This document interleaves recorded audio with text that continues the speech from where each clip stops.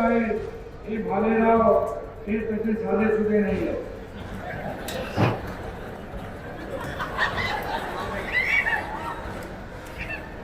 किती आले तालेवार, किती आले तालेवार, तर सर्वात पुढे असणार आपले भालेराव. माणूस आहे, ताकदीचा माणूस आहे. आता याच्या माग एकनाथ शिंदेची ताकद उभी आहे.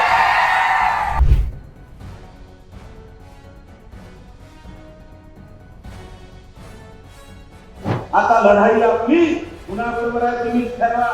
रात्रंदिवस परेशान आहे. किती पैसे वाटायचे, शिवसेना तरी तर नव्हती, कशी शिवसेना आली. उदगीरमध्ये ताबडतोब MIDC सुरू करण्याचं आश्वासन आज मुख्यमंत्री एकनाथ शिंदे यांनी दिलंय. नगर परिषद निवडणुकीच्या तोंडावर झालेल्या प्रचार सभेत त्यांनी सरकारच्या योजनांची माहिती दिली आणि विरोधकांवर जोरदार टीकास्त्र सोडलं.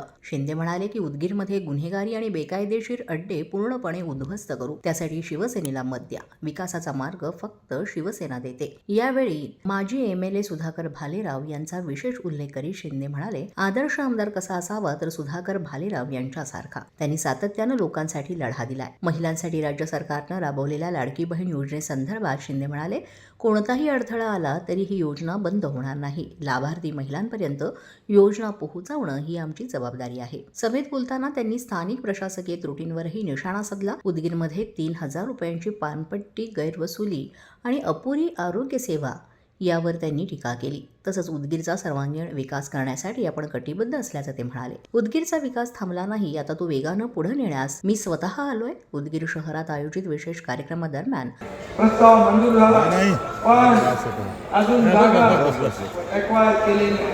ते पण खातं आपल्याकडेच आहे. उदय सामंत यांना मी सांगतो, ताबडतोब या ठिकाणी MIDCची प्रक्रिया सुरू करा. काय लावलंय लोकांच्या बरोबर, आणि हाताला रोजगार मिळाला पाहिजे, काम मिळालं पाहिजे. सरकार कोणाचं आहे? गोरगरिबांचं आहे, या तरुणांचं आहे, सगळ्यांचं आहे. त्यांना काम मिळालं पाहिजे, ती देण्याची जबाबदारी आमची आहे. त्याचबरोबर गायरान जमिनीवर गोरगरीब कुटुंबाच्या तुमचं एक मत उदगीरचा फैसला करू शकतं. तुमचं एक मत इतिहास घडवेल, क्रांती घडवेल. आणि आतापर्यंत जी कामं नाही झाली ती आमच्या या नगराध्यक्षपदाच्या उमेदवार या सुनीताताई या केल्याशिवाय राहणार नाही. त्या प्राध्यापक अनुभवी आहे, त्यांचा अनुभव आपल्या शहराला करून घ्या. आणि सुधाकरराव स्वतः एक लोकप्रतिनिधी कसा असावा त्याचं जिवंत उदाहरण म्हणजे सुधाकरराव आहे. आणि एक आदर्श आमदार कसा असावा हे सुधाकररावांनी कामातून दाखवलं. या भालेराव जे आहेत हे भालेराव हे तसे साधे सुधे नाही आहेत.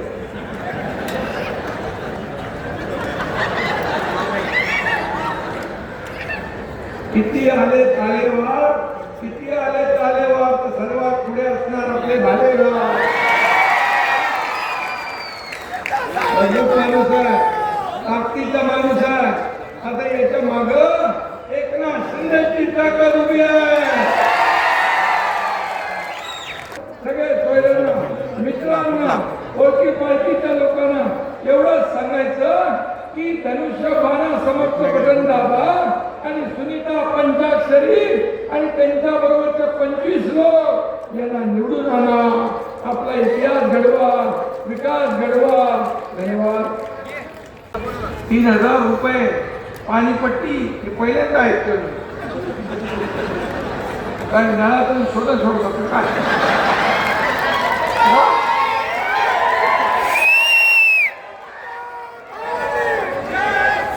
उदगीरमध्ये 200 बेडचं hospital, trauma care centre Sudhakar तुमच्या अंमलात सुरू झालं. मग आता त्याच्यामध्ये सोनोग्राफी नाही, MRI नाही, CT स्कॅन नाही, रक्त तपासणी नाही. काय पाहिजे? काय आहे? काय बिल्डिंग काय टाकायचे बघायसाठी निधी उपलब्ध करून देऊ आणि त्याचं नियमितीकरण करायचं, रेग्युलायझेशन करायला. 50 वर्ष एक वर्ष सुपरत कसं राहायचं लोकांनी. आणि म्हणूनच मला तुमच्यासाठी पाठवलं इकडे तुमच्या उदगीरचा विकास करण्यासाठी. विद्यार्थ्यांना मोफत वसतिगृहाचे हॉस्टेल नाही आहेत का? कमी आहे, शहर मोठं आहे आणि व्यवस्था कमी आहे. तुम्हाला हे मी सांगतो, याचं देखील आपल्या सामाजिक न्याय विभागाला मंत्र्यांना संजय शिरसाटला मी सांगतो की हे ताबडतोब करून द्या. हा लोकांचा अधिकार आहे. पाहिजे तुम्हाला उद्यान पाहिजे, गार्डन पाहिजे, मुलांना खेळायला मैदान पाहिजे, आरोग्य सुविधा पाहिजे, चांगलं पाहिजे ना सगळं.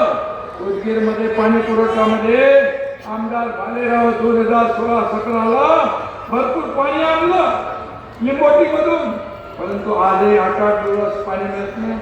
वस्तुस्थिती आहे. आणि म्हणून तुम्हाला मी वचन देतो, तुम्हाला दररोज पाणी मिळालं पाहिजे. दररोज पाणी पुरवठा सुरळीत चालू नसताना देखील 3000 रुपये घेतात. 3000 रुपये घेतात. हे देखील नगर विकास खात्याच्या अंतर्गत आहे. मी तात्काळ याचा निकाल लावतो. दररोज पाणी द्या, दररोज पाणी द्या आणि मग पैसे मागा. हे चालणार नाही. 3000 रुपये पाणीपट्टी हे पहिल्यांदा ऐकतो. काय नळातून सोडत काय?